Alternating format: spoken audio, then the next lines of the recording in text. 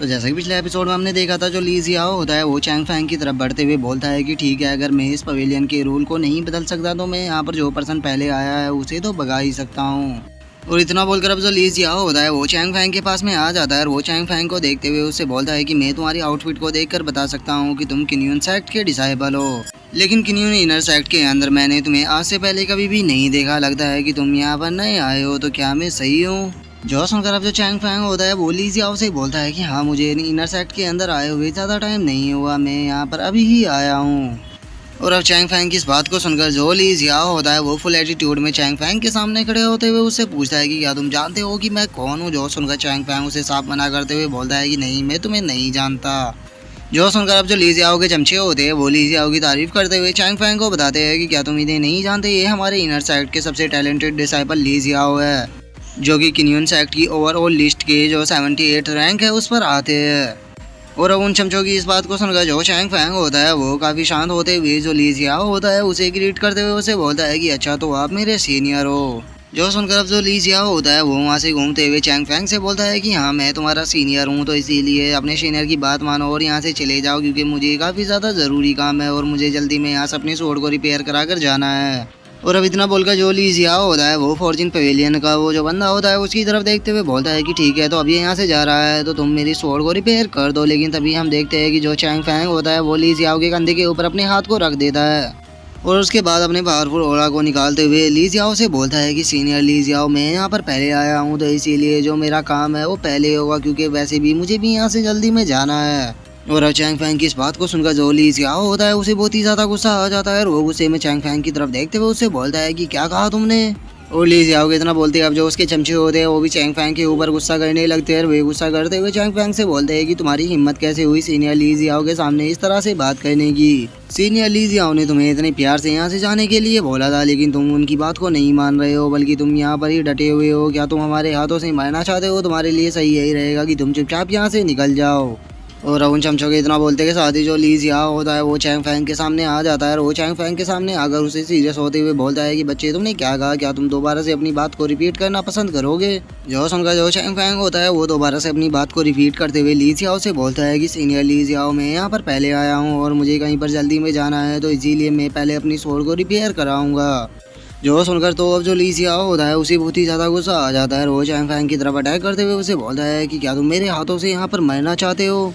और इससे पहले कि ली जियाओ चैंग फैंग के ऊपर अटैक कर पाता, जो फॉर्च्यून पवेलियन का वो बंदा होता है वो ली जियाओ को रोकते हुए उससे बोलता है कि सर वहीं रुक जाइए, क्योंकि हमारे फॉर्च्यून पवेलियन का रूल है कोई भी फॉर्च्यून पवेलियन के अंदर फाइट नहीं कर सकता। जो सुनकर अब जो ली जियाओ के साथी होते हैं वो काफ़ी ज़्यादा घबरा जाते हैं और वो ली जियाओ को रोकते हुए उससे बोलते हैं कि सीनियर यहीं रुक जाइए, क्योंकि अगर हमने यहाँ पर फाइट की तो जो फॉर्च्यून पवेलियन है वो हम सबको नहीं छोड़ेगा। और वैसे भी बात रही इस एरोगेंट बंदी की, तो इसे तो हम यहाँ से बाहर जाने के बाद भी देख सकते हैं, क्योंकि ये वैसे भी इनर सेक्ट के अंदर ही आएगा और वहाँ पर हम इससे अच्छे से बदला ले पाएंगे। और अब अपने दोनों चमचों की बातों को सुनकर जो ली जियाओ होता है वो भी थोड़ा शांत हो जाता है, लेकिन तभी जो चैंग फैंग होता है वो ली जियाओ की तरफ देखकर मुस्कुराते हुए उसे बोलता है कि सीनियर ली जियाओ, अगर आपको मुझसे कुछ बात करनी है तो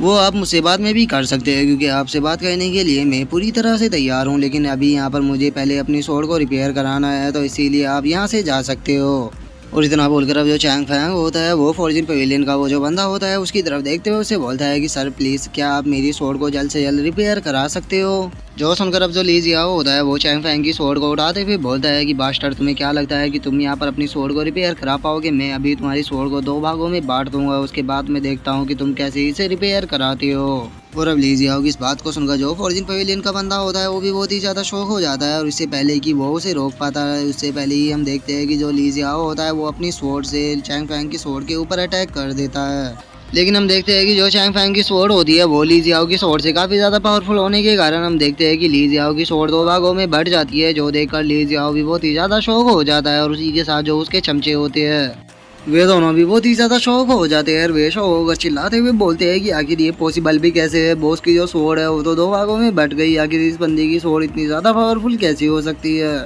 और अब उस स्वॉर्ड की ऐसी स्ट्रेंथ को देखकर जो चैंग फैंग होता है वो भी काफ़ी ज़्यादा शौक हो जाता है और वो शौक होते हुए अपने मन में सोचता है कि मुझे लगा ही था कि इस स्वॉर्ड के अंदर ज़रूर कुछ ना कुछ अलग बात है,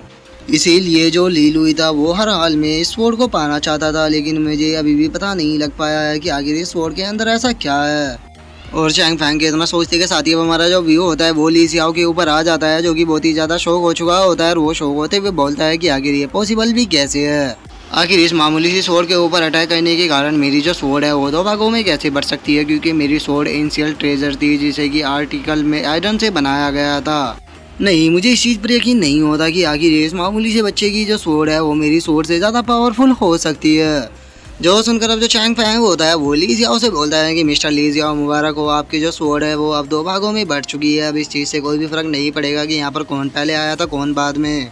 अब अगर आप चाहते हो तो आप अपनी स्वॉर्ड को मुझसे पहले रिपेयर करा सकते हो, लेकिन मुझे ये डर है कि जो फॉर्जिन पवेलियन है वो आपकी इस टूटी हुई स्वॉर्ड को रिपेयर नहीं करेगा। जो सुनकर अब जो ली जियाओ होता है उसे बहुत ही ज़्यादा गुस्सा आ जाता है और वो गुस्से में चैंग फैंग की तरफ अटैक करते हुए उससे बोलता है कि बास्टर्ड, मेरी स्वॉर्ड तुम्हारे कारण ही टूटी है, मैं तुम्हें आज जिंदा नहीं छोड़ूंगा। और अब ली जियाओ को अपनी तरफ अटैक करता हुआ देखकर जो चैंग फैंग होता है वो भी फाइट के लिए रेडी हो जाता है और वो अपने मन में सोचता है कि चलो अब देखते हैं कि आगे तुम क्या कर सकते हो। और इससे पहले कि उन दोनों के बीच में फाइट स्टार्ट हो पाती, हम देखते हैं कि वहाँ पर एक पर्सन आ जाता है जो कि चिल्लाते हुए उन दोनों से बोलता है कि आगे तुम्हारी हिम्मत कैसे हुई फॉर्जिन पवेलियन के अंदर फाइट करने की। और अब उस पर्सन को वहाँ पर देखकर जो चैंग फैंग और ली जियाओ होते हैं वो दोनों बहुत ही ज़्यादा शौक हो जाते हैं और हम देखते हैं कि वो जो पर्सन होता है वो अपने पावरफुल ऑरा को निकालने लगता है, जिसके बाद हमें इस पर्सन के बारे में बताया जाता है। ये जो पर्सन है ये फॉर्जिन पवेलियन का एक मैनेजर है जिसका नाम की वैंग है। और अब मैनेजर वैंग को वहाँ पर देखकर जो फॉर्जिन पवेलियन का वो बंदा होता है वो भी काफ़ी खुश हो जाता है और वो खुश होते हुए बोलता है कि मैनेजर वैंग फाइनली आप आ गए।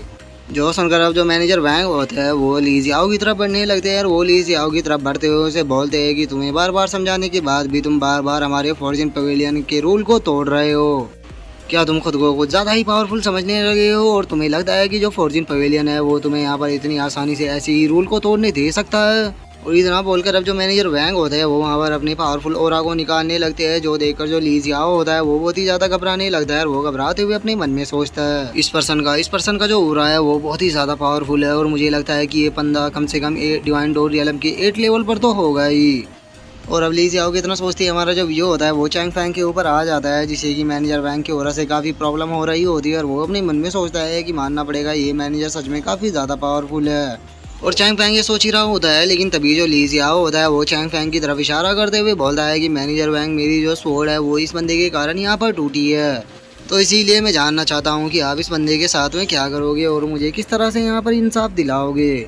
जो सुनकर जो मैनेजर वैंग होते हैं वो ली जियाओ से बोलते हैं कि तुम्हारे साथ में जो कुछ भी हुआ तुम वो डिजर्व करते थे और इस चीज़ के लिए जो हमारा फॉर्जिन पवेलियन है वो रिस्पॉन्सिबल नहीं है।